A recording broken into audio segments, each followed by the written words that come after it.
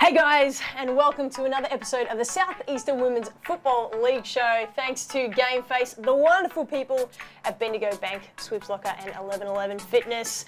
Now, I have no Soph with me this evening because she has her wisdom teeth out, but I have been joined by another two players on the panel with me today. So please welcome from the Crampton Footy Club, we've got Loz Robinson. Welcome. Thank you. And we've also got Kate Tellefson from the Frankston Bombers, just filling in over there. We've got a photo of old mate Soph just there looking fantastic. You've actually seen her since this has happened, haven't you? She's actually not looking too bad. Yeah? I thought the swelling was going to be a bit worse, but she's actually not looking too bad. She dealing with the pain okay? Yeah. It's helping with her feet more than anything, apparently. She's had some foot problems going on, and so the pain meds have been helping her feet. All right. Well, that's questionable, isn't it? Yeah. All right, so we're going to go straight into the Division 3 results and turn it on its head a little bit this week. So let's take a look. All right, first up we had Mornington, who defeated Coringal 24-14.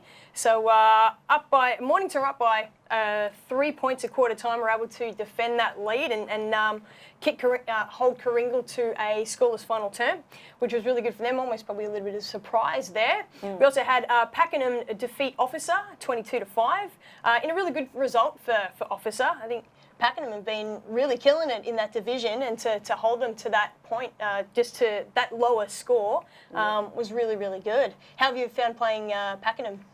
Yeah, Pakenham was a bit of a tricky one. We came out all guns blazing when we played them last week and just couldn't manage to hold them. Yeah. But surprising that Officer got through with that, so it's promising for us at least. Big ups to them. I mean, it might have been, that was during that really, really wet patch on Saturday, so that might have also helped their cause. But especially considering how well they've been playing, that's a really good result.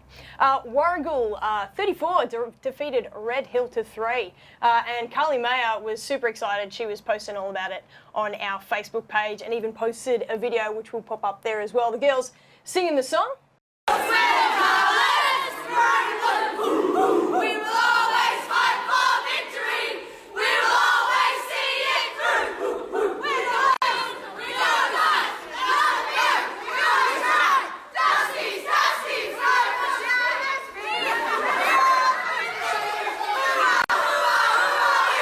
are just Dusty's right.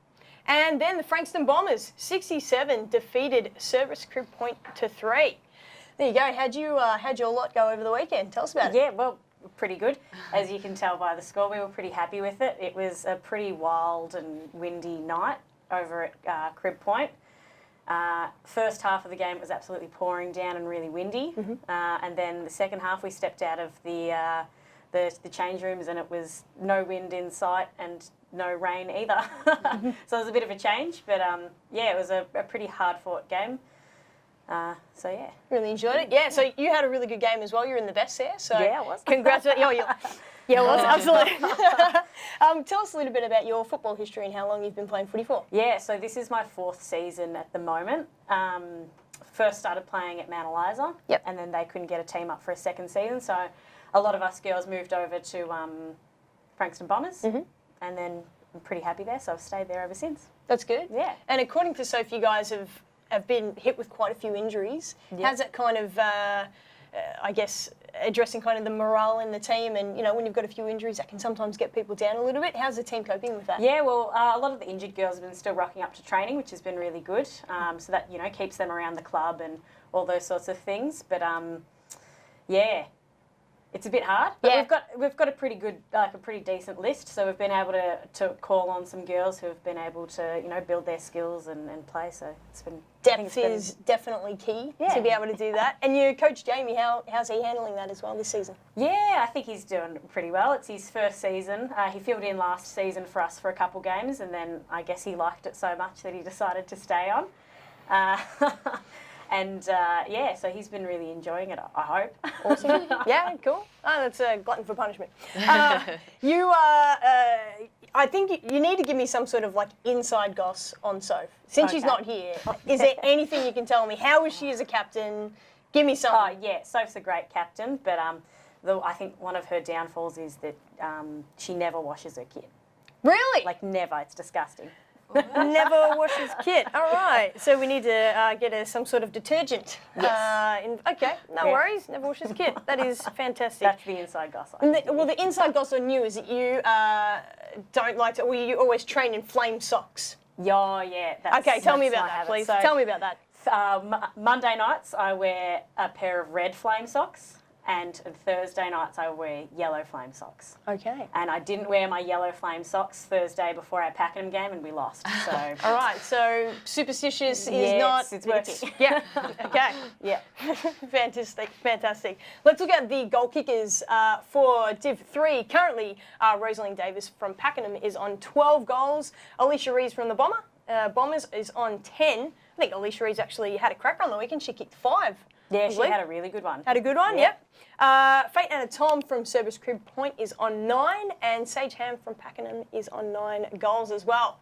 So looking ahead to the upcoming round, we've got jump on in with who you think's going to win. Pakenham and Coringal on the Friday night game.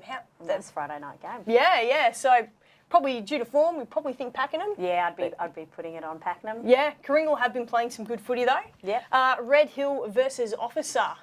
What do you think there? Well, I'm not sure. I think that might be a bit of a tricky one. Yeah. Especially if Red Hills come off a pretty decent game against Pakenham, and then, I mean, Officer played Pakenham, didn't they? Yeah, both. Officers come off a pretty good win. I've messed that one right. No, don't worry about that at all. Officers come off a pretty good game against Pakenham.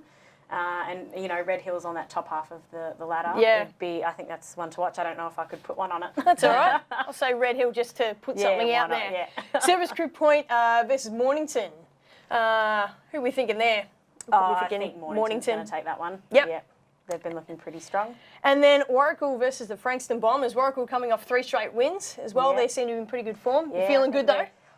You know, I'm never going to tip against us, so I'm going to say Frankston Bombers, but I am looking at Warrigal. You know, not going to let them slide by us. They've had a pretty good start to Div 3, I think. Yeah, they've been doing pretty well. As long as you wear the socks, you should be Yeah, fine. I'll wear the socks and I'll Yeah, be all right. mate, wear those socks and you'll be right. All right, so we're going to get out onto your Bruziloos because, hey, we all love bruises and we love to show off those bag boys. So here we have one from Ace Yusuf from the Devs. She got a nice shiner there to the eye, looking great. She sent this photo through to me probably a couple of days after it actually happened, so it was prime a couple of days before that. Thanks for that one, Ace. All right, and who do we have here? Brianne Edgar. This is one of your mob, isn't it? Yeah, it is. Yeah. So I just love how she got all the angles of the leg, Yeah. just really getting it in there. Yeah, and I like how the bottom half of the pants are still on. Yeah. That looks like a boot though. Or something that's really gone in there. Yeah, But I'm not quite sure what's happened there, but she was sort of all over it.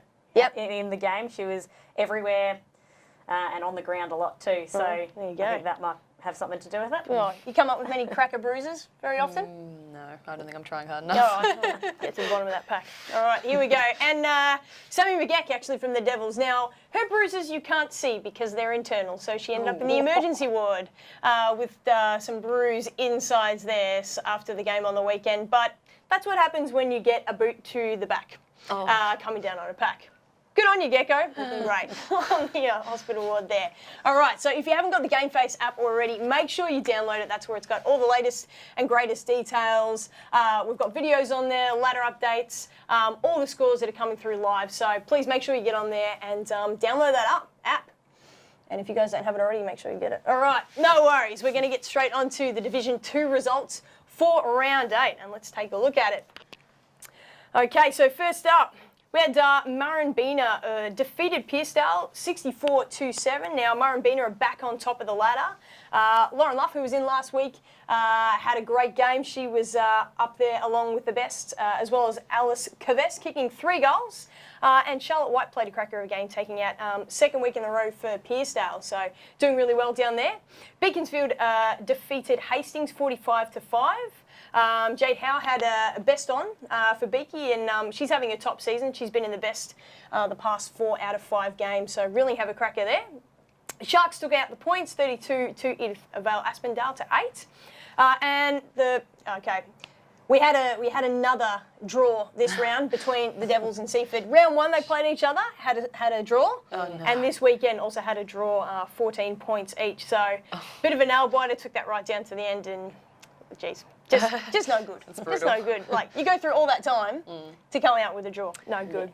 And then the final game we had Tyab versus Cranbourne. So that was that was going to be the game of the round for sure. So Tyab took it out 37-25 and handed Cranbourne their first defeat of the season. And that's actually had them drop back to 3rd on percentage. So dropped that one game. How did the girls take their first loss? I think they took it well. The week before they played Hastings and they probably played their worst game, which they would admit, and were lucky to get the win against a lower side. So I don't know. I feel like when you're doing so well, you know, I think that it's good to have a loss. There's nothing like feeling invincible to, you know, bring you down. So I think that I think they took it well, and you know, they all got on the Facebook page afterwards and said, you know, we played real hard. We did what we wanted to do. We were unfortunate. You know, we let them get away where we should have really held this, because they had the Cranbourne were leading most of the game. I think so.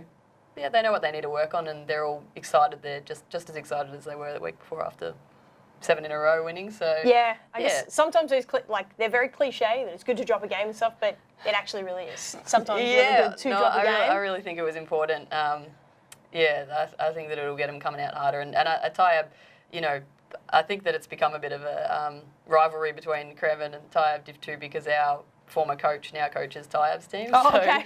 So there you go, a bit of biffo. Yeah, so he really wanted to beat us around 1 and round 3 or something when the Cranbourne girls beat Tyab. So I think that they were very, very much wanting to get back at the girls for that, and they did. So yeah, it should be interesting if they go into finals together. Oh, bring on finals! I think it's going to be a really exciting series between those two teams in Murrumbeena as well. In it, it's it's going to be really interesting to see. Yeah. All right, so let's take a look at the fixture for round 9 for Division 2. So I've got Murrumbeena playing Cranbourne there, so that should be a cracker.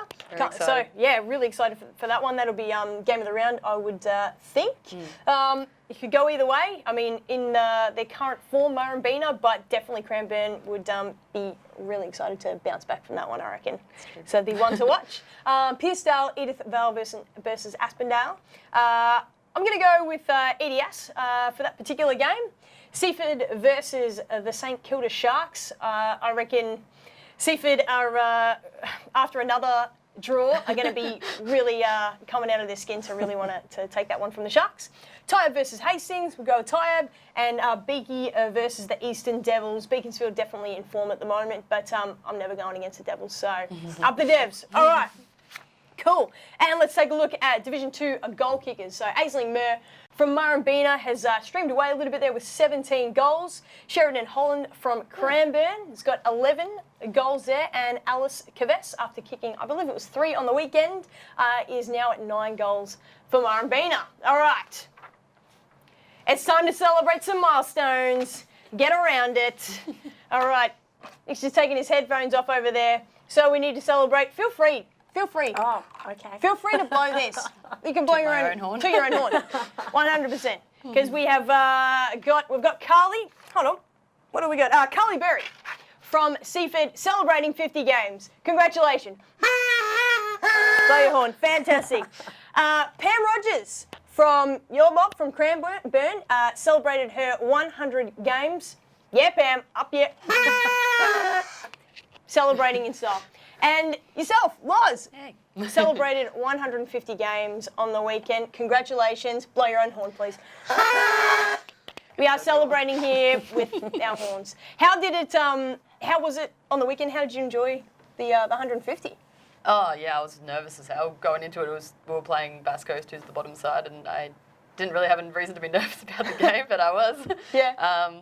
But we came out hard, and it was a horrible day, same as I think everyone on the weekend had to deal with all that rain and wind. So Cranbourne's always fun for the wind, yeah. So it was a tough game. They really brought it to us, but yeah, I enjoyed it. I didn't get in the best like you. Oh. That's all right. You still got a banner, so true. That's good. I got a banner that I got to get stuck in. Did you enjoy celebrating it with Pam? Yeah, it was great. We Yeah. ran through the banner with her nephew as well, which was really cute. Yeah.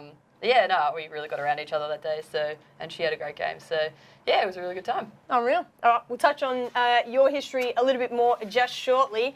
But make sure if you aren't on our Southeastern Women's Football Facebook page that you jump on that. We want as much interaction as possible. And if you've got some players that would like to come on and join us on the panel, we'd love to hear from any of the clubs, and we can try and get you down here and chat about your footy club and get as much exposure as possible.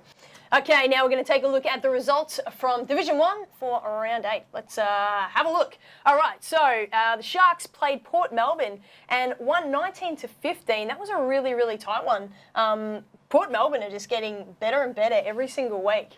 Really improving. Port, they're just picking away at teams. They only allowed the Sharks to score 1 point after halftime on the weekend, which was really, really good. And Alex Whitehead has been having a cracking season. For Port, having played 6 games, she's been in the best every one of those games, including she was best on the weekend. So, some really great stuff there. Devils defeated Seaford 44-22, which was probably going to be considered one of the games of the round. Really, really good standard of footy. We got the jump on in the first quarter, so kicked 19-0. So that probably got us a little bit ahead, and then Seaford just came back. And they've really got some strong midfielders to be keeping an eye on. So come finals time, they're going to be really red hot. One of their midfielders, Danny Lawrence, kicked one from the 50, and it was bloody impressive. So it was like, oh, geez, all right, no worries there. And some really, really hard nuts there. Have you found playing Seaford so far? Well, that's the game I missed as well. Oh, is it? Seaford, yeah.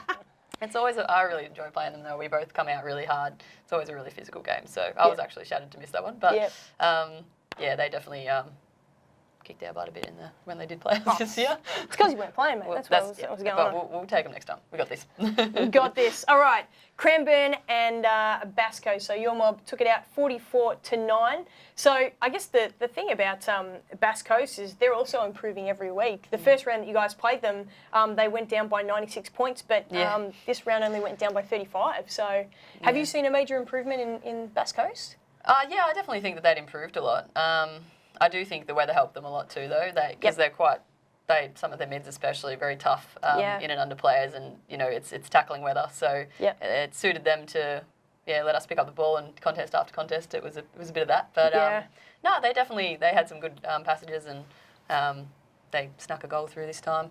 They didn't get one last time. We've shouted about that, but they're definitely looking good. So they do. When we played them, like Sophie Boulding, she's a Jeddah player for Bass Coast, and Angry, who is pretty much the founder of that club, has just got a little bit of depth there and can really direct the play, which is really good. But back to you guys. So you played your 150th. Yeah. Tell us a little bit about your football background and where you started and.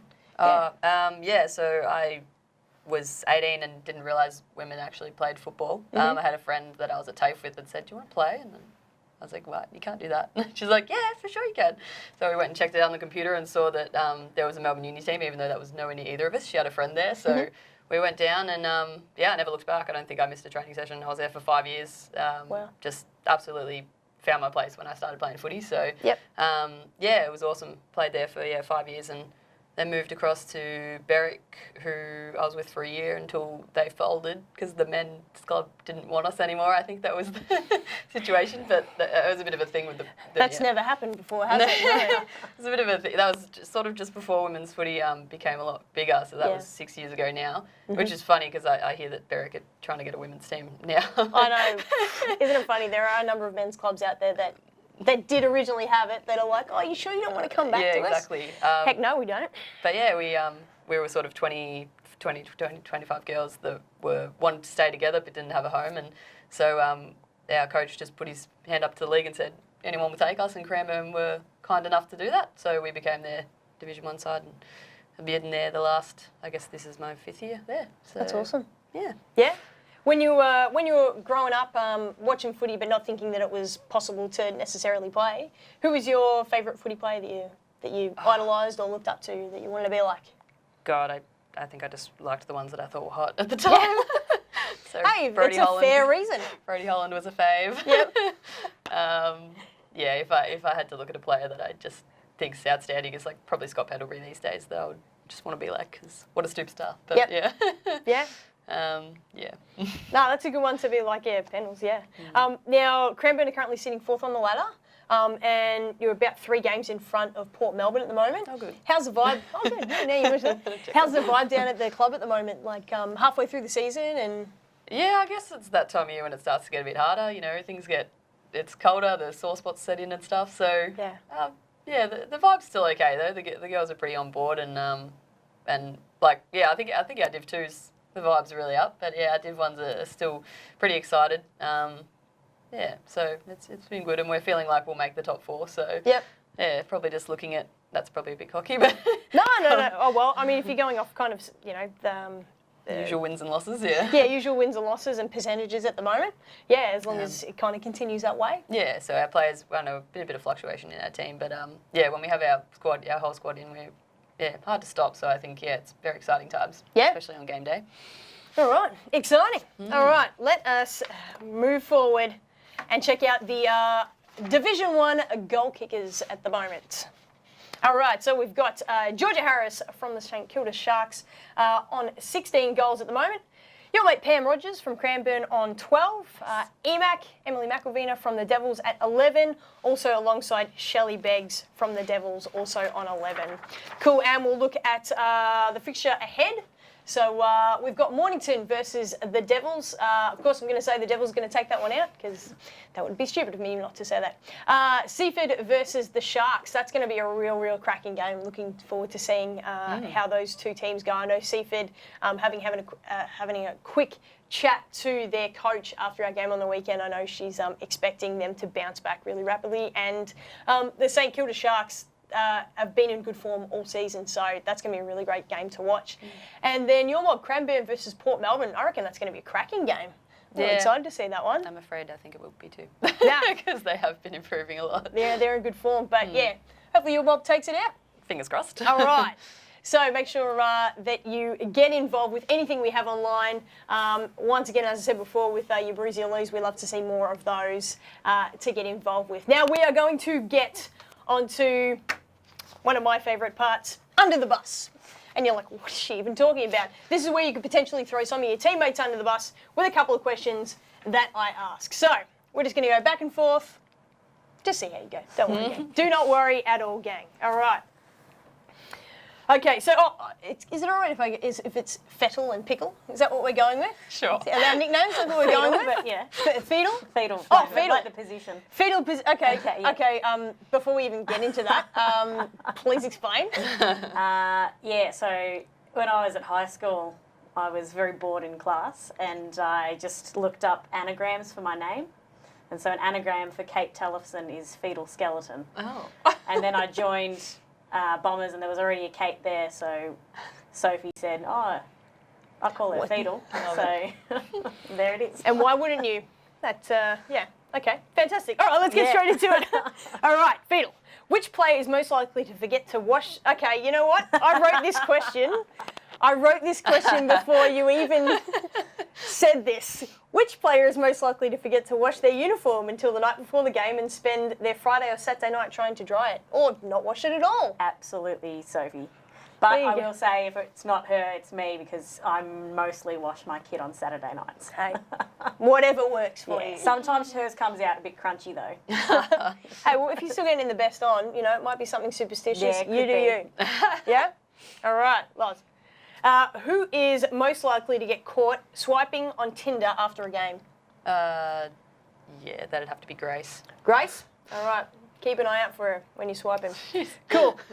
Which player is notorious for wearing too much fake tan? I don't know about notorious for it, but we had Amia. She rocked up to training looking pretty dark one day. Yeah? Yeah. And In the middle of actually, winter? not to throw Soph under the bus all the time, but Soph is always ready with a tan. If she knows GameFace is coming out, she'll get her eyebrows done and her tan ready. So Comes in with that natural glow. yeah, It's all natural. Quick trip to Bali, she's right. Anyone down at Cranbourne notorious for a fake tan? Didn't Pam tell you the other week? Oh, really? Yeah, she loves it. Oh, get Otherwise, around it. yeah, Dinger. She also. Oh, Dinger. Yeah, she's good for it. All right. Loz, Pickle. Which player is most likely to lock themselves in the toilet? That's probably something dumb Lingy would do. I'm saying Lingy because she would throw me under the bus for all the dumb things that you could do. So Has anyone been locked in the toilet because they didn't know to push the door outwards? Think that they've been locked in the toilet? I don't think so. No. I'm sure they'd figure that one out. Oh, okay. Because I was told that you did that. But yeah. But that's okay. Don't worry about that. All right. Which player comes away from a game still having great hair? Oh, that's a really good question. I would definitely say that's Billy Bickers. Billy Biggers. Yeah, she's always got great hair. She's got a really tight top knot. Yeah, okay. Yeah. Solid top knot. Yeah. Especially that really, like I can just visualise it with a name like that as well Yeah, too. it's a good name too, isn't it? Yeah, it's a top one. Pickle, who is most likely to come up with an excuse to skip training when it's pouring with rain? How many people can I name? Okay. The list is endless, it would seem to be. I'm not too sure. There's probably a few. Handful. As I said, it gets hard. All right. Fiedel, the Frankston Bombers ball is coming up. Yep. Which player is most likely to go all out for this one? Ooh, I reckon. What do you mean all out? The whole do, looking Okay. for a good night ahead. Yeah. I reckon that would be maybe Billy Bickers again. Hey, old top knot, hey? Or Soph again. Yep. All right. Oh man. Get around the bullies. All right. No worries. All right. Pickle, would you rather eat a pickle off a Macca's window or eat a French fry from the bottom of your footy bag? I'm gonna have to go with the pickle because I see nothing wrong with licking a pickle off a window. Yes. And you can share with everyone why I've actually dropped that down because Yeah. that's something you've done. It was. It's my favourite. So footy trip last year. I mean, it was footy trip. I was pretty drunk. Hey, anything can happen on footy trip. But I do enjoy a pickle. And one of our girls really didn't like the idea of a pickle in her burger, so she was like, ew, and flung it. It landed on the window, which I thought, that would regularly get cleaned, right? Absolutely. It's better than the floor. So I proceeded to lick the pickle off the window, which was quite hard, so it ended up looking like I was kind of making out with the window. But Well, so what happens on footy trip doesn't stay on footy trip, it seems. So what do you think about that, Soph? What do you think about that, Soph? Yep. Great expression there from Soph. I think she Dinger agrees. ate a burger off the ground, though. She ate a burger off the ground. A disassembled burger that was not hers. She walked upon it, found it, reassembled said burger, and so I think that's a lot worse. But Yeah, that's a whole other level. all I've isn't it? heard about is this pickle. Having Because no- that was on video. I believe anyone who knows Dinger, because she's been around a couple of clubs Yes, over the years, just a couple. 100% believes what you have just said then. Good. We want to do a massive shout out and thanks to our sponsors, Bendigo Bank, Swibs Locker and 1111 Fitness. Thanks so much for getting behind us. We absolutely love it. Now, thank you so much, guys, for joining me on the show tonight. It's been legends. Good luck, even though we have a bye this weekend, in 2 weeks' time. Good luck for your games then. We've also just got a little video to show at the end here. Every club has to go out of their way to generally sell some sort of raffle tickets at some stage to make a little bit of money for the club. So check out one that we've done down at the Devils and see what you think about it. Thanks for watching us, and remember, get your game face on.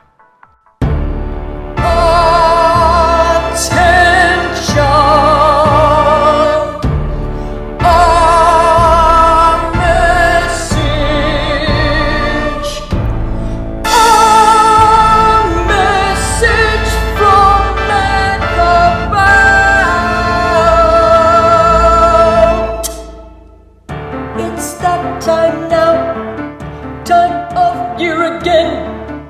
It's that time of year again. Raffle tickets, selling tickets for my football team, Devils. Love to buy some, please buy some of them. You could win prizes. 2K Visa, Milwaukee, 500 Flight Center. You just ask me, can I buy some? How many raffle tickets? Even buy one. Just for effort, I spent a whole day singing. Raffle tickets, small investment, Do I seem really desperate? Raffle tickets, buy my tickets, please buy my